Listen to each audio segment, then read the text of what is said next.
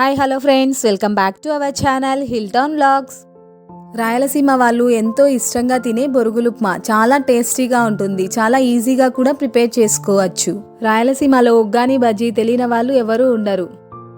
ఒక్కసారి ఈ బొరుగులు ఉప్మాని నేను చేసే విధానంలో చేయండి, చాలా టేస్టీగా ఉంటుంది.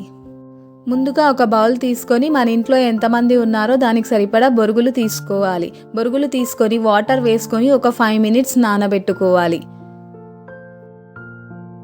ఇలా బొరుగులన్నీ వాటర్లో వేసుకొని నానేలోపు ఇందులోకి మనం ఒక పొడిని ప్రిపేర్ చేసుకుందాము.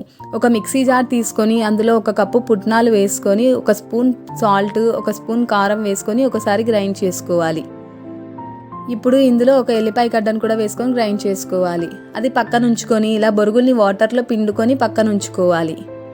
ఇలా అన్నీ రెడీ చేసుకున్న తర్వాత ఇప్పుడు పోపు కోసం ఒక కడాయి పెట్టుకొని అందులో 2 టేబుల్ స్పూన్ల ఆయిల్ వేసుకోవాలి.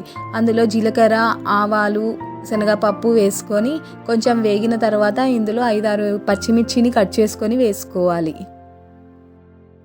ఇప్పుడు ఇందులో 2 మీడియం సైజ్ ఆనియన్స్ తీసుకొని చీలికలుగా కట్ చేసుకొని వేసుకోవాలి. ఇవి వేగిన తర్వాత ఇందులో కొంచెం కరివేపాకు వేసుకొని వేపుకొని 1 స్పూన్ పసుపు కూడా వేసుకొని 1 నిమిషం పాటు వేపుకోవాలి. ఇలా పోపు మొత్తం మంచిగా వేగిన తర్వాత ఇందులో మనం ముందుగా రెడీ చేసి పెట్టుకున్న బొరుగుల్ని వేసుకోవాలి. ఇప్పుడు ఇందులో రుచికి సరిపడా సాల్ట్ వేసుకొని ఒక్కసారి మంచిగా పోపు అంతా కలిసేటట్లు కలుపుకోవాలి.